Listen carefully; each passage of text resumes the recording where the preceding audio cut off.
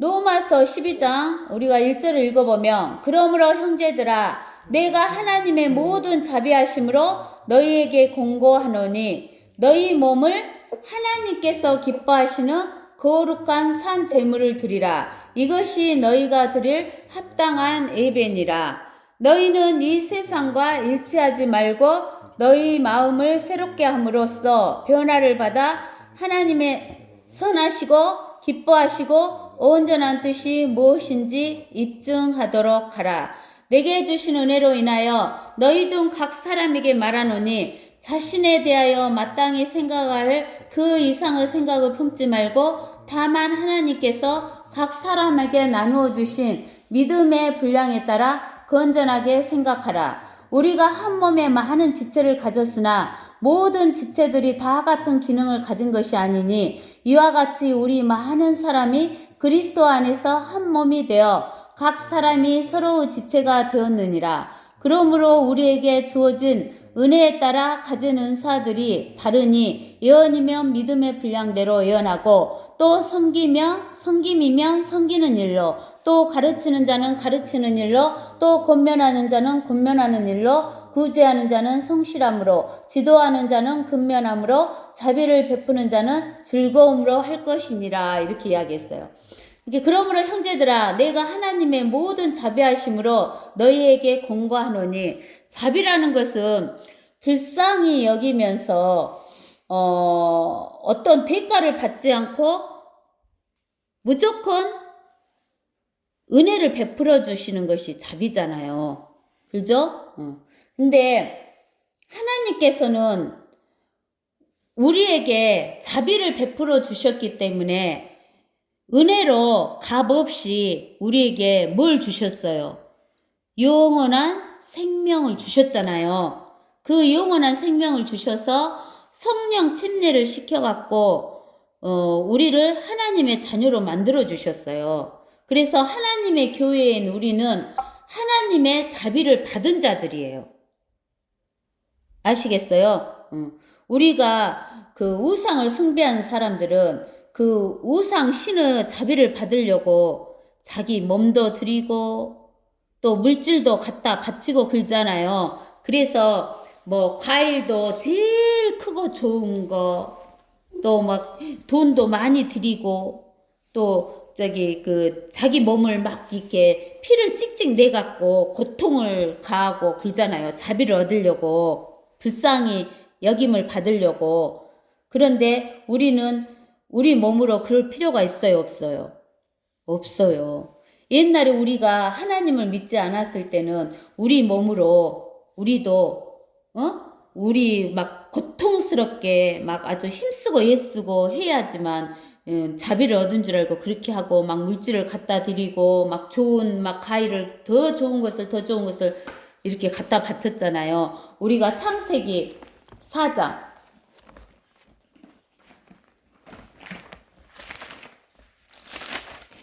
창세기 4장에 보면 1절에서부터 보면 아담이 자기 아내 이브를 알았더니 그녀가 임신하여 카인을 낳고 말하기를 내가 주로부터 남자를 얻었다 하니라. 그녀가 또 카인의 아우 아벨을 낳았는데 아벨은 양치는 자였으나 카인은 땅을 경작하는 자였더라. 시간이 흐른 후에 카인은 땅에서 나는 열매를 가져와서 주께 제물로 드렸고 아벨도 자기 양떼 가운데서 첩배 새끼들과 그 살찐 것을 가져왔더니 주께서 아벨과 그의 제물은 받으셨으나 카인과 그의 제물은 받지 아니하셨더라. 그러므로 카인이 몹시 격노하고 안색이 변하더라. 그랬잖아요.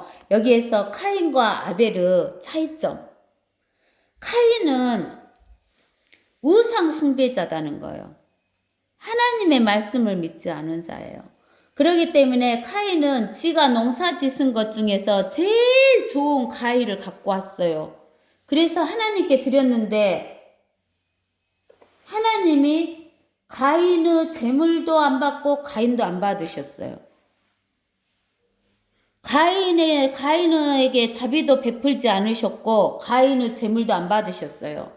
근데 아벨은 양 가운데서 첩배 새끼 살찐 것을 가져와서 양으로 드렸어요. 양으로 드릴 때 양을 죽여갖고 양의 피를 흘려서 드린 거예요. 그래서 하나님께서 아벨의 제물은 받으셨어요. 이게 우리가 창세기 3장 21절에 아담을 구해주신 것은 가죽으로 옷을 만들어서 입혔잖아요. 아담과 하와에게 그 피 제사를 원하신 거예요, 하나님은. 그러는데 가인은 그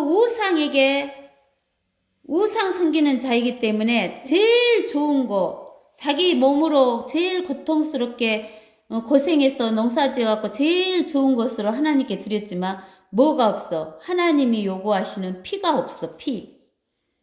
그래서 하나님이 가인과 가인아 제물은 받지 않으셨고, 아벨은 양을 죽여서 피를 흘려드렸지만 우리가 볼 때는 피 흘린 것이 깨끗해 보이지 않잖아요. 그렇지만은 하나님이 원하시는 대로, 약속하신 대로 그 제물을 드렸기 때문에 아벨과 아벨의 제물은 받으신 거예요.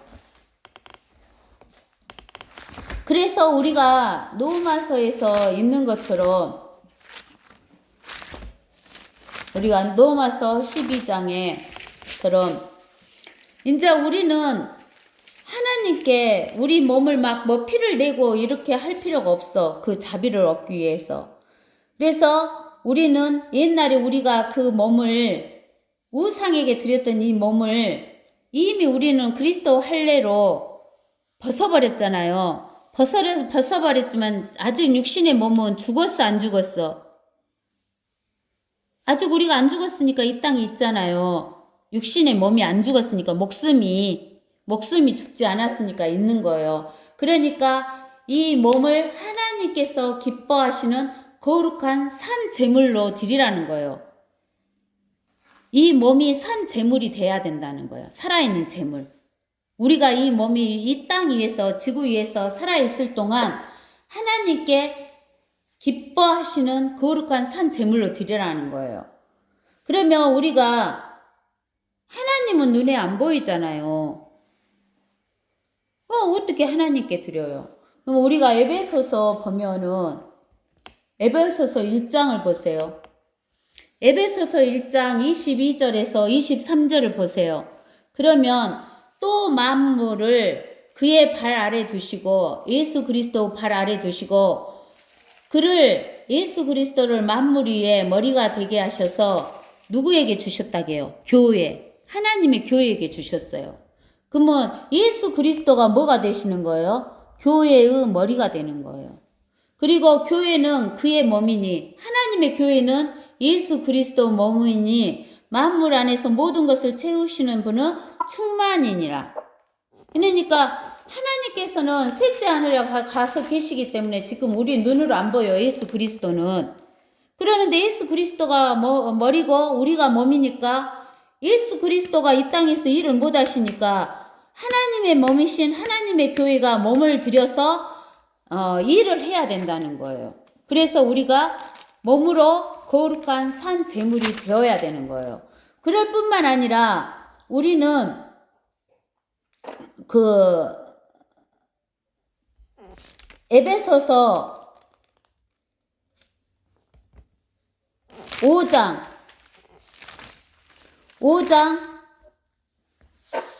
30절에서 봐봅시다.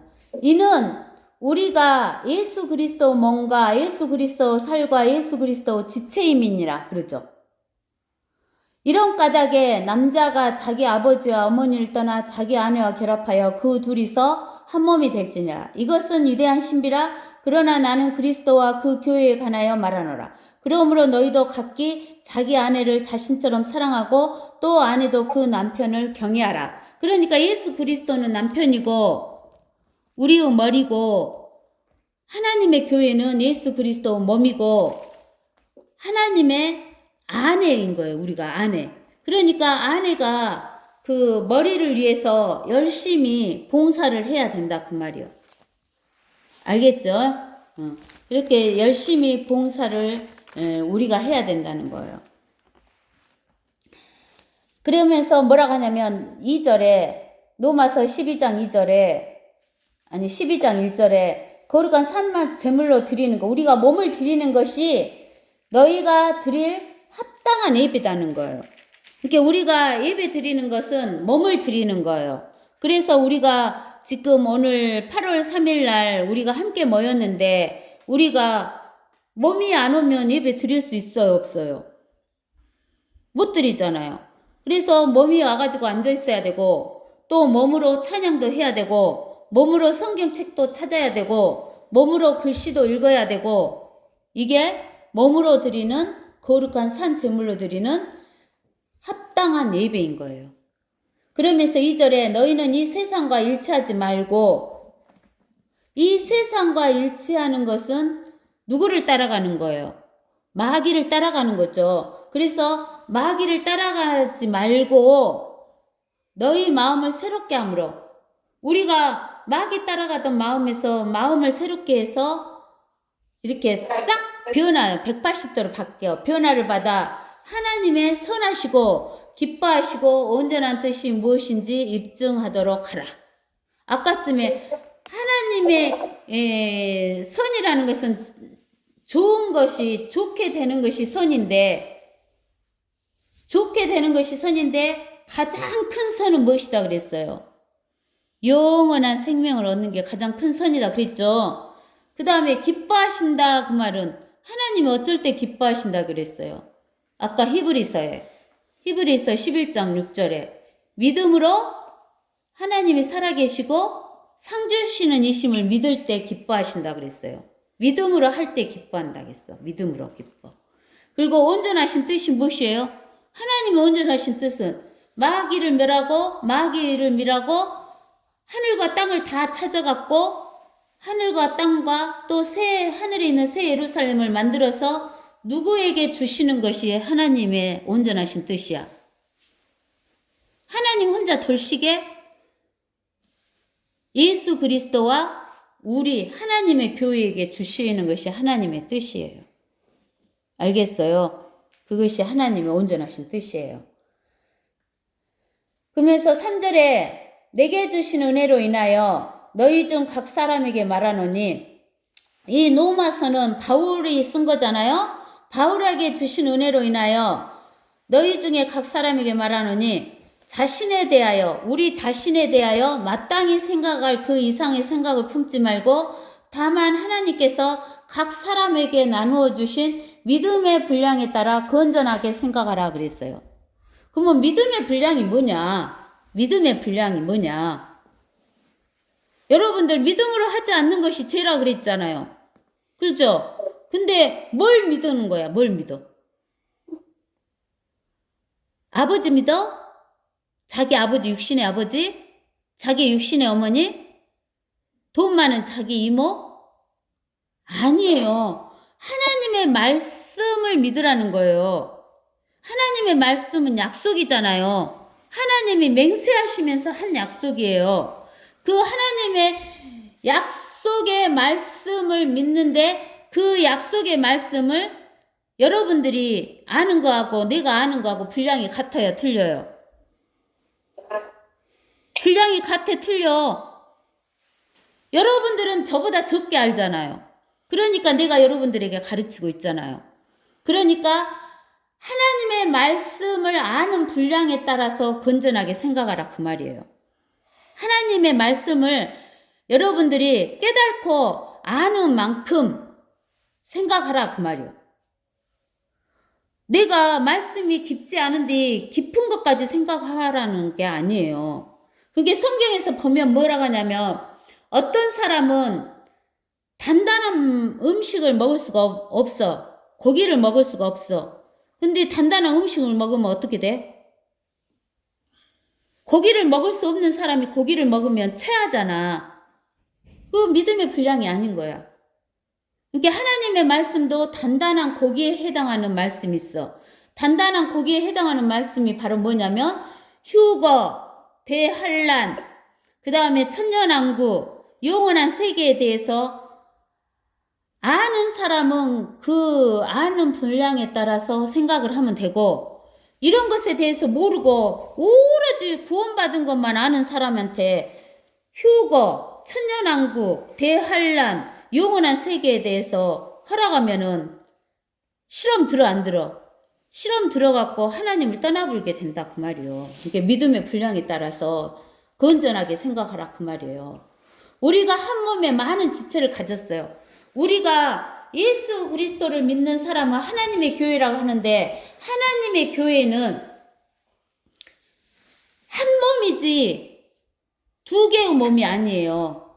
한 처녀지 여러 처녀들이 아니에요. 그런데 하나님의 교회의 성도들은 많이 있어요. 적게 있어요. 많이 있어요. 그래서 우리는 지체라 그래요. 나는 나는 이제 입에 해당한다 하면 또 내 옆에 있는 믿는 사람은 코에 해당할 수 있고 또 내 옆에 있는 사람은 손에 해당할 수 있고 또 어떤 사람은 귀에 해당할 수 있고 그럴 거 아니에요. 어떤 사람은 눈에 해당할 수 있고 그래서 한 몸에 많은 지체를 가졌으나 모든 지체들이 다 같은 기능을 가진 것이 아니다는 거예요. 그러므로 인해서 우리가 지체를 보면은 눈은 성경을 읽어줘야 될 거 아니에요. 그 다음에 입은 성경을 말해줘야 될 거 아니에요. 귀는 성경 말씀을 들어줘야 될 거 아니에요. 손은 성경 말씀을 넘겨줘야 될 거 아니에요. 그래요, 안 그래요? 또 머리는 생각을 해줘야 될 거 아니에요. 그리고 전달해줘야 될 거 아니에요. 이렇게 지체들이 하는 일이 다 다르다는 거예요. 그러므로 우리에게 주어진 은혜에 따라 가진 은사들이 다르니 그렇게 지체가 다른 것처럼 하는 일이 다르다 그 말이에요. 은사가. 눈은 보는 일, 귀는 듣는 일, 손은 넘기는 일, 또 입은 말하는 일 이렇게 해줘야 한다는 거예요. 그래서 예언이면 믿음의 분량대로 하라 그랬어요. 그럼 예언이 뭐냐? 우리가 계시록 19장 가보세요. 계시록 19장 10절에 봐보세요. 예언이 뭐냐? 내가 그에게 경배하려고 그의 발 앞에 엎드리니 그가 내게 말하기를 삼가 그리하지 말라. 나는 예수의 증거를 가진 내 형제들과 같은 동료 종이니 하나님께 경배하라. 그러면서 이는 예수 증거가 무엇이다? 예언의 영이다. 예수님에 대해서 증거한 것이 뭐예요? 성경 말씀이에요. 그래서 예언이면 성경 말씀이면 믿음의 분량대로 예언하라고 그랬잖아요. 아까 우리 위에서도 그랬잖아요. 3절에 믿음의 분량에 따라서 건전하게 생각하라. 그 말은 하나님의 말씀을 알고 있는 분량에 따라서 예언하라 그 말이에요. 내가 예수 믿으면 구원 받습니다. 그것만 알고 있으면 예수 믿으면 구원 받습니다. 그것만 전하면 돼요. 근데 내가 천년왕국에 대해서 휴거에 대해서 대환란에 대해서 영원한 세계에 대해서 알면 그것까지도 전하라 그 말이요. 그 다음에 또 섬김이면 섬기는 일로 다른 사람을 섬기는 것은 섬기는 일로 해야 되겠죠. 또 가르치는 일은 가르치는 일로 권면하는 자는 권면하는 일로 구제하는 자는 성실함으로 구제하는 자는 왜 성실함으로 하라고 하냐면 가난한 자가 먹을 것이 없는데 한 번만 딱 구제하고 땡 끝나면 어쩌겠어. 그 다음에 가난한 자가 먹을 것이 없어서 굶어 죽겠죠? 그러니까 구제하는 사람은 그 사람이 독립해서 먹을 것을 구할 수 있을 때까지 성실하게 하라는 거예요. 그리고 지도하는 자는 어떤 사람을 리더하는 자는 지도하는 자는 어떻게 해야 돼? 게으르면 되겠어? 안 되겠어? 안 되니까 근면함으로 하라는 거예요. 자비를 베푸는 자는 무엇으로? 불쌍히 여기는 자는 즐거움으로 해라는 거예요. 이런 것이 섬기는 예가 된다라는 이야기를 하시는 거예요. 아시겠어요? 나 이제 오늘은 우리가 그리스도 안에서 삶과 섬김에서 헌신과 섬김에 대해서 두 가지를 했는데 다음 시간에는 우리가 무엇을 하냐면은 에베소서 3장에 나와 있는 이제 우리가 그 이야기를 보충해서 이야기를 이제 쭉 계속 해줄 거예요. 다음 시간에. 오늘은 여기까지 하겠습니다.